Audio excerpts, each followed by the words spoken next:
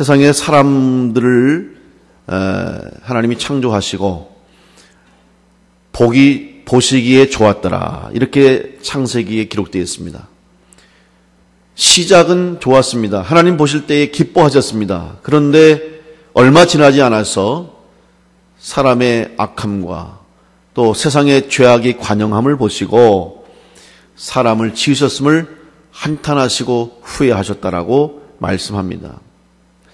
결국 죄로 인해서 우리의 인간의 마음에 또 삶 가운데 악이 생겨나게 되었고, 그리고 하나님을 기쁘시게 하기보다는 하나님의 마음을 슬프게 하고 또 하나님의 마음을 근심하게 하는 일들이 오늘 우리 사람들을 통해서 있게 된 것입니다.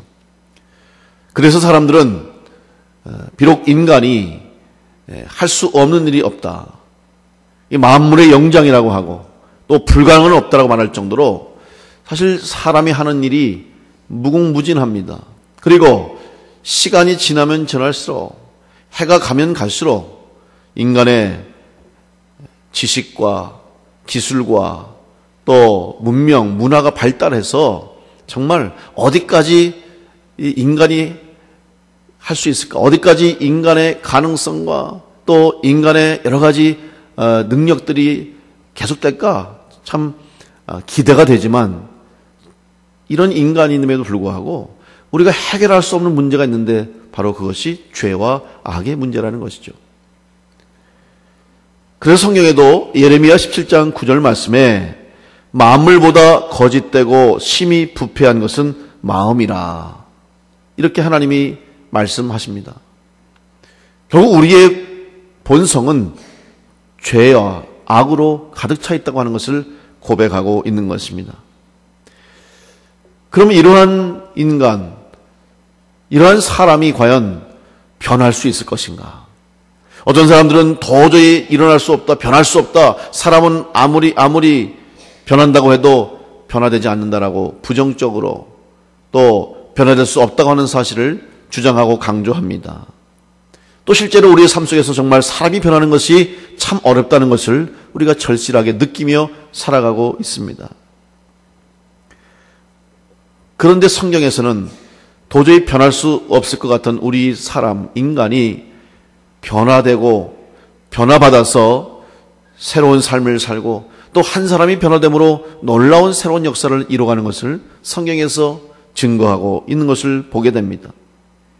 바로 대표적인 인물, 한 사람이 변하고 변함으로 인해서 놀라운 새로운 역사가 이루어지게 된 것을 증명하는 사람이 바로 사도 바울입니다. 오늘 우리가 봉독한 이 사도행전에서는 크게 두 가지의 사건이 중심 사건으로 기록되어 있습니다. 하나는 오순절 성령 사건입니다. 바로 예수님께서 부활하신 이후에 제자들에게 나타나시고 성령을 보내주심으로 인해서 교회가 시작되는, 교회의 출발의 역사요, 복음의 전파의 시작이 되는 말씀이 바로 오순절 마가의 다락방 성령 사건입니다. 지난주에도 제가 말씀을 통해서 바로 교회의 출발이었던 오순절 성령 체험의 역사는 바로 변화로부터 시작됐고 결국 교회의 역사는 변화로부터 출발했다는 것을 제가 말씀드렸습니다. 변화받은 제자들과 변화받은 성도들이 복음을 전함으로 교회가 시작되고 복음이 전파됐던 것이죠. 또 하나 사도행전의 가장 큰 사건은 바로 오늘 우리가 읽은 이 말씀, 사울이 변하여 바울이 된 사건. 사울이 바울로 변화됨으로 인해서 이제 복음의 역사가 완성되는 것을 볼 수 있습니다. 사실 출발은 제자들로부터 시작이 됐습니다. 그 중에서도 베드로, 예수님이 가장 아끼고 사랑했던 제자 베드로가 변화됨으로 인해서 교회를 세우고 복음을 전하고 놀라운 증거의 역사들이 일어나기 시작합니다. 그러나 베드로가 복음을 전하기 시작했고 베드로를 비롯한 사도들이 복음을 전하기 시작했지만 그 복음이 확장되고 이제 특별히 이방 민족과 이방인들과 세계를 향해서 복음이 전해질 수 있었던 가장 중요한 계기가 있었는데 바로 그것이 사울이 바울로 변화된 사건을 통해서 복음의 역사가 확장되는 큰 변화가 있었던 것이죠. 많은 사람들은 이 교회에서 말씀을 전하거나 또 성경을 연구하고 할 때 이 사도 바울의 이야기가 많이 언급되고 또 사도 바울의 말씀과 사도 바울의 생애와 사도 바울의 역사를 이야기하는 것을 보고 왜 사도 바울이 예수님보다 더 많이 주목을 받고 왜 사도 바울이 예수님도 아닌데 그렇게 사도 바울을 부각시키느냐 이렇게 부정적으로 이야기하는 사람도 있습니다. 그러나 그것은 우리가 사도 바울을 믿는 것이 아닙니다. 또 사도 바울이 예수님보다 우월하다는 것이 아닙니다. 다 제자요 주님의 부르심받은 사도요 하나님의 사람이지만 특별히 사도 바울은 신약 성경에서 또 신약 시대에 이제 교회의 출발과 더불어서 그 교회와 그리스도의 복음이 세상을 향해 전할 수 있도록 중요한 기여를 했기 때문에 사도 바울을 빼놓고 사도 바울의 복음을 이야기하지 않고 사도 바울이 쓴 성경을 말하지 않고서는 교회의 역사와 복음의 역사를 말할 수 없기 때문에 우리가 사도 바울을 언급하고 주목하고 있는 것입니다. 실제로 성경은 신약 성경이 27권입니다. 27권 중에 13권의 책이 사도 바울에 의해서 기록되었고 사도 바울이 쓴 서신이요 사도 바울과 연관되어 있는 편지이고 성경입니다. 그리고 사도 바울은 이제 이방을 향해서 또 아직 복음이 전해지지 않았던 복음의 불모지를 향해서 목숨 걸고 순교하기까지 복음을 전했던 또한 위대한 사도였습니다.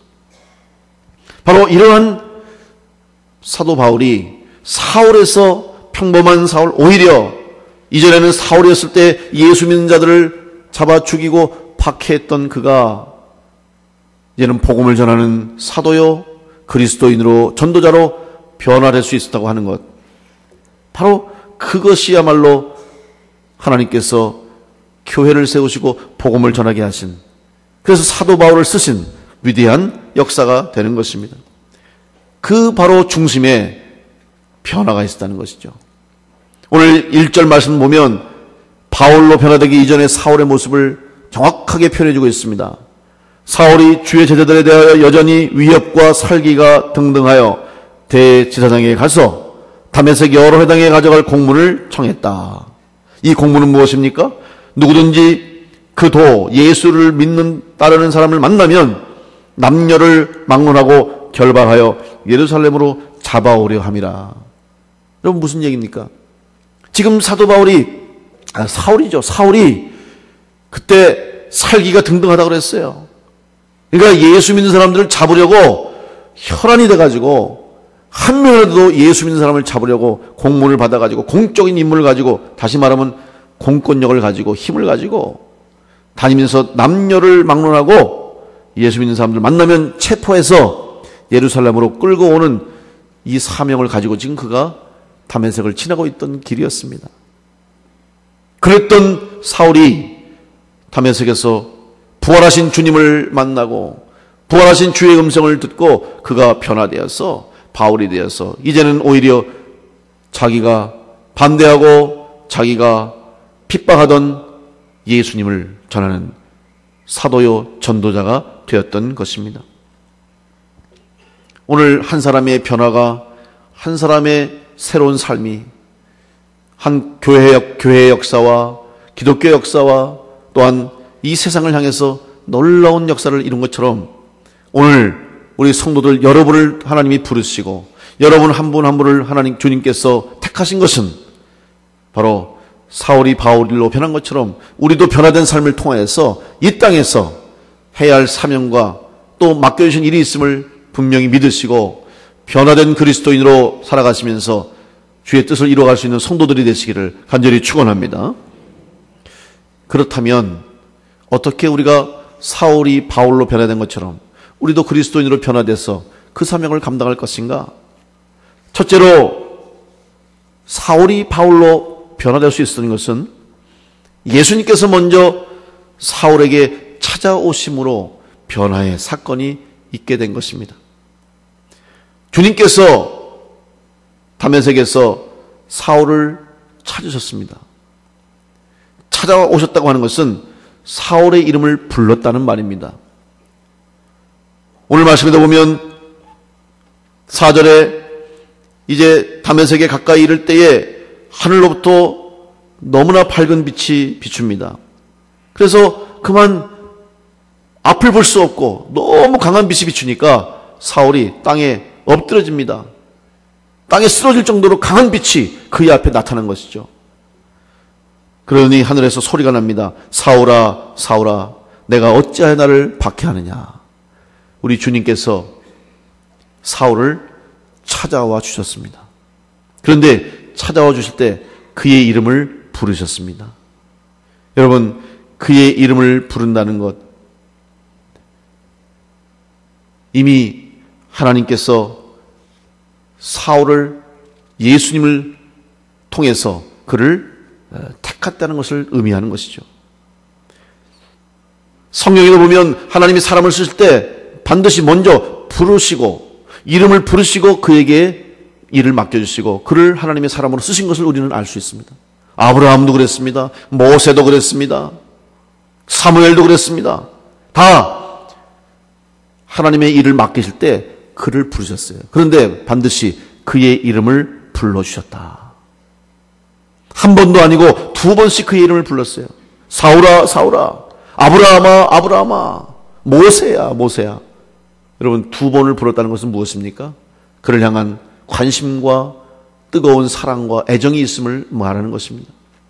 이것은 비단 성경의 인물뿐만 아니라 사울에게만, 바울에게만 그런 이름을 부르신 것이 아니라 오늘 여러분의 이름도 우리 주님이 부르신 줄로 믿고 주님의 부르심에 응답하는 성도들 되시기를 간절히 축원합니다. 요즘 일본에서는 황혼기에, 노년기에 어르신들이 고독사 하는 분들이 점점 늘어나는, 기하급수적으로. 여러분, 고독사가 무엇입니까?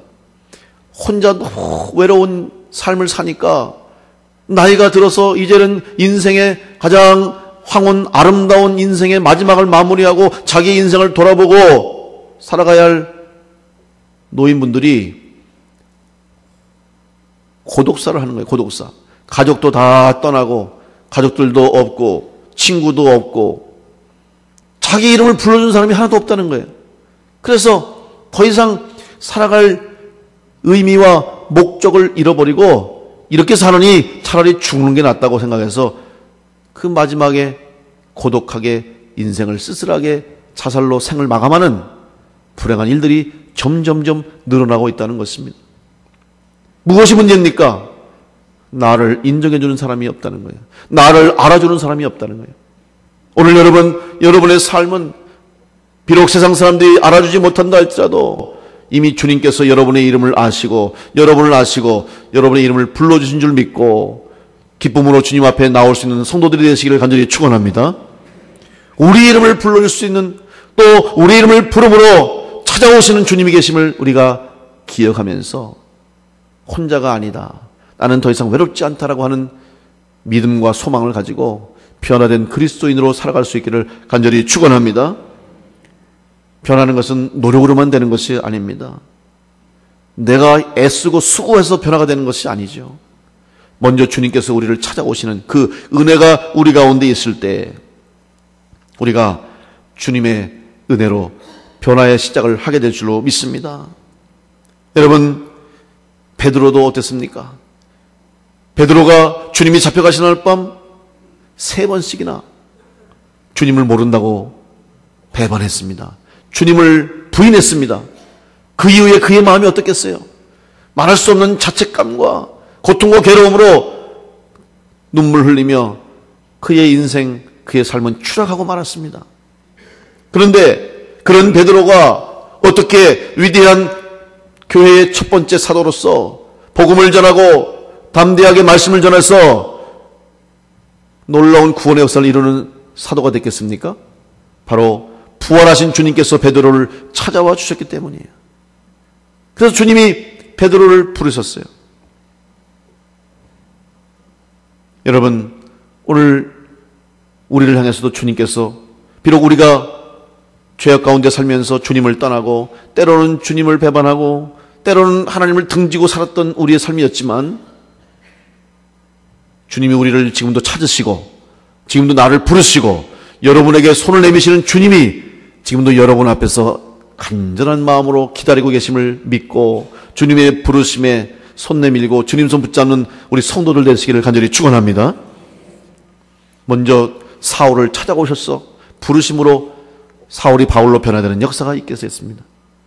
두 번째, 사울이 바울로 변화될 수 있었던 것은 주님께서 사울을 부르실 뿐만 아니라 그를 인격적으로 만나 주셨습니다. 만약 사울아 사울아 부르고 나는 내가 박해하는 예수라라고 부르고 끝났다면 사울은 어찌할 줄 몰랐을 거예요. 그러나 주님은 사울에게 너를 알고 있고 너를 사랑하는 주님이라는 것을 그에게 알려주셨어요. 오늘 4절 말씀에 보니까 땅에 엎드려져서 소리가 납니다. 사울아 사울아 내가 어찌하여 나를 박해하느냐. 이 소리를 듣고 사울이 말합니다. 주여 누구십니까? 나는 내가 박해하는 예수라. 이미 예수님은 사울을 알고 계셨어요. 사울이 어떠한 일을 하는지, 사울이 자신을 박해하는 것까지, 성도들을 핍박하는 것까지 다 알고 계심에도 불구하고, 그럼에도 불구하고 나는 너를 버리지 않겠다. 나는 너를 사랑한다라고 오늘 바울을 찾아와 주신 것입니다. 여러분, 주님이 우리를 부르시고 찾으신 것은 우리를 사랑하시기 때문인 줄로 믿습니다. 베드로를 만나시고 주님께서 부활하신 후에 베드로를 만나시죠. 그리고 뭘 물으셨습니까? 내가 나를 사랑하느냐? 내가 나를 사랑하느냐? 3번씩 물으셨어요. 이 말은 무슨 말입니까? 나는 아직도 너를 사랑한다. 베드로에게 그 말씀하신 거예요. 그러니까 베드로가 울면서 주님, 제가 사랑하는 줄 주님이 아시지 않습니까? 주님, 제가 사랑하시는 주님이 아시나이다. 내 양을 먹이라. 여러분, 주님이 지금 나를 사랑하고 계심을 여러분 다시 한번 꼭 믿으시고 주님의 사랑 가운데 변화된 삶을 살아갈 수 있는 성도들이 되시기를 간절히 축원합니다. 우리는 주님이 나를 사랑한다는 것, 그 사실 하나 때문에 어떠한 어려움과 환경과 환난도 이겨낼 수 있는 것입니다. 그 사랑의 고백이 우리 가운데 없으면 우리는 힘을 얻지 못합니다. 베드로도 그가 순교에 이르기까지, 바울도 복음을 전하고 마지막에 목이 잘려 순교하기까지 어떻게 그 일을 감당했겠습니까? 바로 주님이 나를 사랑하신다는 걸 알았기 때문에, 주님이 나를 사랑해서 십자가에 달려 죽기까지 물과 피를 다 쏟으시고 온 인류를 구원하시기 위해서 주님이 십자가에 희생하신 그 사랑을 그들이 알기 때문에 그들은 끝까지 복음을 전하는 그 자리에 서게 된 것입니다. 오늘 주님께서 여러분을 사랑하고 계심을 믿으시고 그 사랑을 확인하면서 여러분도 주님을 사랑하는 고백을 가지고 살아갈 수 있는 우리 성도들이 되시기를 간절히 축원합니다. 세 번째로 사울에서 바울로 변화될 수 있었던 것은 찾아와 주셨을 뿐만 아니라 만나주시고 사랑을 확인시켜 주시고 더불어서 그에게 새로운 사명을 주셨습니다. 베드로에게 내 양을 먹이라.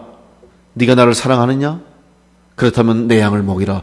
새 사명을 주셨기 때문에 베드로가 목숨 걸고 복음을 전했어요. 사울이 바울로 변화된 후에 어떻게 그가 그 일을 감당할 수 있었습니까? 그에게 사명을 주셨기 때문입니다. 오늘 본문의 6절 말씀 보시면 너는 일어나 시내로 들어가라. 내가 행할 것을 내게 이를 자가 있느니라. 그래서 아나니아 선지자를 통해서 그의 눈을 뜨게 해주시고 볼 수 있게 해주시고 그리고 그에게 전도자의 복음 전도자의 사도의 사명을 주신 것입니다. 이 사명을 주시지 않았으면 사울이 바울로 변화된 의미와 목적을 잃어버렸을 거예요. 오늘 여러분의 삶이 어떻습니까? 어떻게 살다 보니까 여기까지 왔어. 우연으로 어찌어찌 하다가 이렇게 왔지. 아닙니다.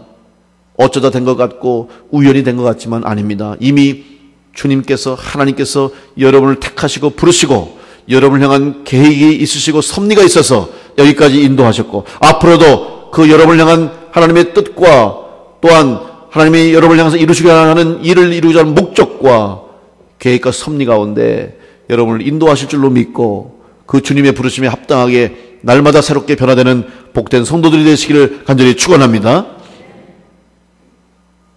새로운 사명을 주시지 않으면 변화될 수 없어요. 여러분, 그 변화할 때 어렵다고 하는 이유가 무엇인가? 변화는 마음만 바뀌었다고 되는 게 아니에요. 또 행동만 달랐다고 변하는 게 아니에요. 겉과 속이 다 함께 새로워져야 돼요. 그래서 성경에도 보면 마태복음 9장 17절 말씀에 새 포도주를 낡은 가죽 부대에 넣지 아니하나니 그렇게 하면 부대가 터져 포도주도 쏟아지고 부대도 버리게 됨이라. 새 포도주는 새 부대에 넣어야 둘이 다 보존되느니라. 이렇게 말씀합니다. 여러분, 이게 무슨 말입니까? 새 포도주를 새 부대에 넣지 않으면 어떤 일이 생기는가? 실제로 여러분, 이스라엘에서는 이 포도주를 이제 새롭게 만들어서 보관하는 방법 중에 항아리에 넣는 경우도 있고 이렇게 가죽 부대에 넣어둡니다. 그리고 나서 그것을 나중에 이제 이동할 때나 또 먼 여행할 때 가져가서 씁니다. 그런데 반드시 가죽 부대에 넣을 때는 새 가죽 부대에 넣어야 돼요. 왜냐하면 한번 가죽 부대가 포도주를 담고 있던 가죽 부대는 이 포도주가 이 알코올로 숙성되면서 포도주로 숙성하면서 그 안에서 화학적인 변화가 일어납니다. 가스가 생성되고 또 그 속에서 새로운 물질이 생성되면서 이 가죽이 늘어나게 되었어요. 새 가죽이. 그리고 팽창하면서 늘어나는 그 힘을 버텨줘야 됩니다. 그래야 터지지 않는 거예요.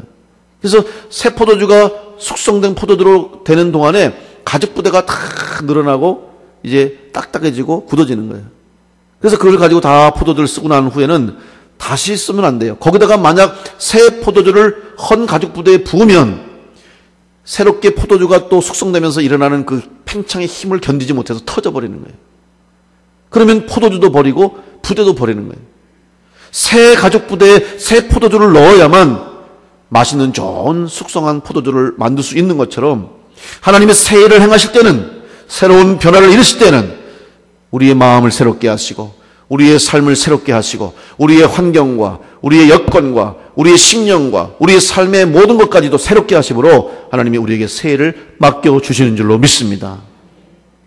겉만 새 것이 됐다고 새로워지지 않고 마음만 바뀌었다고 변화되지 않는 것처럼 우리의 겉사람과 속사람이 다 새로워질 때 우리가 하나님이 주신 새 사명을 이루어내는 복된 성도가 될 줄로 믿습니다. 우리 교회가 그런 교회가 되고 여러분이 그런 성도님이 될 수 있도록 새로운 사명을 받들고 그 사명 감당할 수 있도록 날마다 성령 안에서 새로워질 수 있는 성도들이 되시기를 간절히 축원합니다. 이미 하나님께서는 여러분을 통해서 새로운 역사를 이루시기 위해서 예비해 주시고 여러분을 통해서 그 사명을 감당하고자 사람을 만나게 하시고 여러분에게 사명을 주시고 여러분에게 일을 주신 것을 감사하게 생각하시고 내가 이 한평 사는 동안에 또 우리 충주남부교회를 섬기며 우리 교회 역사 가운데 한 부분 내게 주신 사명과 나에게 맡겨진 역사가 있음을 믿고 최선을 다해서 기쁨으로 섬겨서 새로운 변화의 역사를 이루어갈 수 있는 우리 교회와 성도들이 되시기를 간절히 축원합니다. 사울에서 바울로 변화돼서 하나님의 역사, 구원의 역사, 예수 그리스도의 새로운 역사가 우리를 통해서 이루어진 것처럼 앞으로도 계속해서 우리 교회가 이 세상 가운데 변화의 역사를 일으킬 수 있도록 여러분 성령으로 새롭게 변화되어서 우리 하나님을 기쁘시게 하고 주님께 영광 돌릴 수 있는 우리 온 성도와 교회가 되시기를 간절히 축원합니다.